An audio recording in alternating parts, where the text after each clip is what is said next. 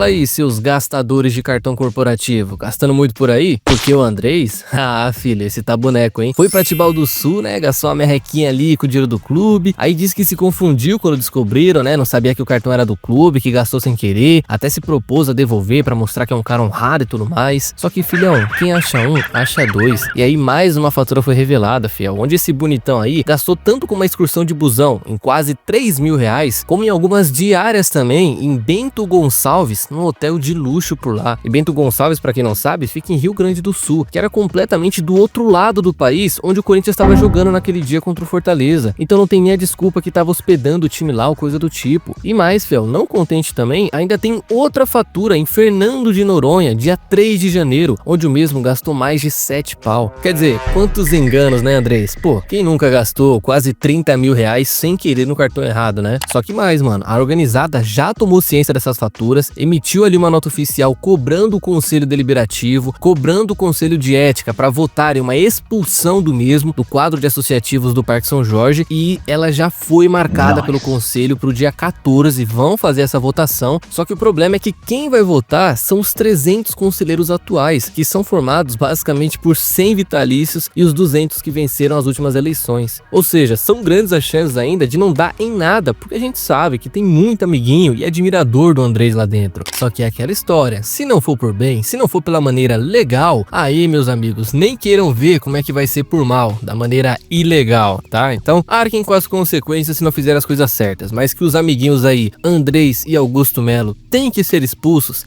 eu acho que muita gente já tá entrando nessa onda, hein? Pode ter certeza.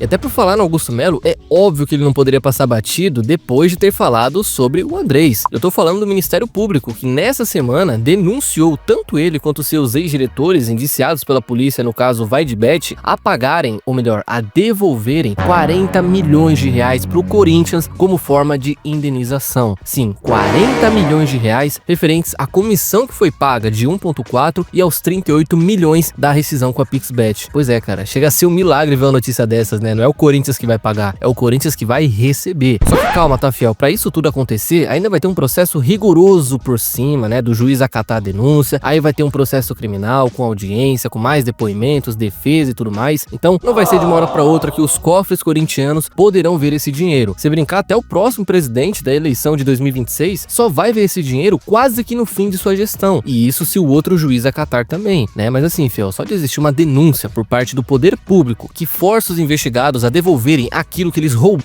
clube para se beneficiar, porque a multa da Pixbet só existiu porque o ex-presidente bolou um esquema maior com outra casa de aposta, pra mim, irmão, já é um grande avanço, tá? Se tivessem feito isso com os outros presidentes lá atrás, talvez a gente não tivesse nessa M que estamos hoje. E serve até de aprendizado pros próximos também, tá?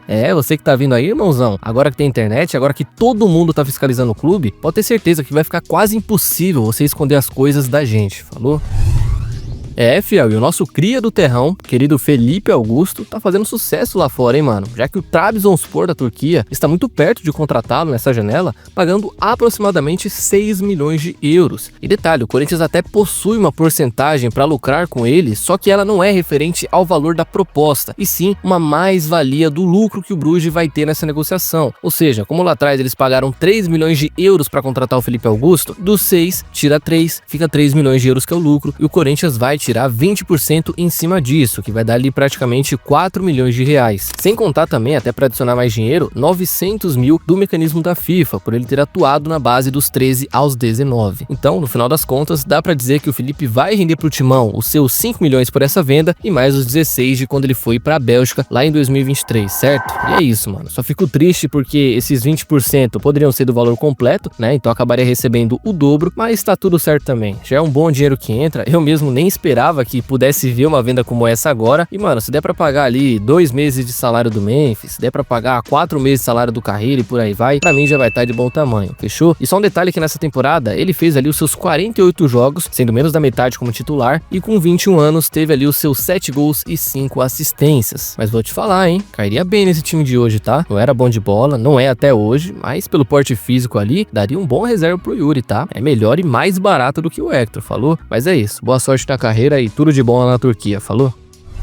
Bom, e a expectativa, Fiel, que o Corinthians tinha de ter o Yuri já nesse final de semana, infelizmente foi por água abaixo aí nessa volta aos treinos, porque apesar dele já estar em transição física para os gramados, a comissão optou por não forçar uma volta antes do tempo e mesmo ele querendo jogar, tá? A informação que eu tenho é que ele ficou muito triste em saber que não vai pro jogo, porque ele acha que já tem condições de atuar. A ideia é que ele seja preservado, que continue na recuperação e com isso, como eu já falei, o substituto vai ser o Memphis na função de 9, mas o Memphis é quem vai substituir na posição, tá? Porque no lugar do Yuri, o Dorival trabalha para ter ou o Romero como titular ou o Héctor Hernandes, mas é bem provável que o paraguaio comece jogando e detalhe, aberto pela ponta e até fazendo revezamento com o Memphis durante o jogo. Ou seja, nada de Thales, nada daquele atrapalhado que só faz besteira, mas eu não sei se ter o Romero por ali também vai melhorar em alguma coisa, né? Até gosto da ideia do Romero jogando centralizado, seja atrás ou na frente do atacante, só que, mano, se for pra jogar de ponta, aí eu prefiro que coloque o moleque da base então, ou o próprio Thales. Mas é isso, mano, infelizmente não vai ser agora a volta do trio academia, do Rodrigo Garro, do Yuri Alberto e do Memphis Depay, mas felizmente a tendência é que o Yuri esteja de volta na próxima contra o Ceará, porque tá muito perto, tá? O que aconteceu aí foi mais uma questão de preservação do que não estar pronto de fato. E só lembrando que nem o André Ramalho e nem o Bidon vão pra esse jogo porque estão suspensos.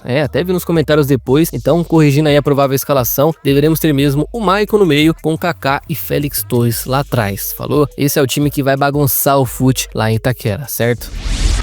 Bom, mano, como adiantado aqui no canal, a conversa que a diretoria teve com o Memphis no dia seguinte de sua ausência, ou seja, ontem, rolou muito mais do que só uma bronca por parte deles em cima do holandês. O Globo Esporte trouxe hoje que o Memphis até admitiu que ele errou em ter faltado e tudo mais, só que ele também reclamou dos valores que estão em atraso da premiação do Paulistão. Aí falou também da bagunça interna, né, da saída do Augusto, das trocas de diretores, que a comunicação ficou muito ruim, especialmente no financeiro, já que ele era um amigo muito próximo ali do Pedro Silveira, então com ele lá, a questão seria resolvida de forma até muito mais rápida, e aí ficou naquela coisa da diretoria entender o lado do holandês, o holandês entendeu o lado da diretoria, inclusive até cobrou também o atraso do pagamento da sua equipe de segurança. O Corinthians atrasou um valor lá de 300 mil, mas já foi pago, claro, e é isso, mano, apertaram as mãos, admitiram seus erros cada um, mas como eu falei, mano, se a conversa foi dada como encerrada pela diretoria, sem sequer terem divulgado o motivo da falta do holandês, é porque alguma coisa tem, e tinha mesmo, mano, a diretoria tomou uma bronca e preferiu deixar o assunto como encerrado. Enfim, mano, é complicado esse tipo de coisa, porque ao mesmo tempo que o Depay tem culpa em ter faltado no treino, ele está cobrando a diretoria. Por um lado, ele está certo porque ele precisa receber aquilo que foi combinado, mas por outro, passa uma imagem para a torcida de que ele só está dando custo e problemas para o clube. Então, acaba jogando até contra o próprio jogador o fato do clube não ter dinheiro para pagar aquilo que foi prometido. Enfim, complicado, mas, mano, tomara que se resolva isso daí e a gente consiga terminar a temporada sem essas cobranças, né?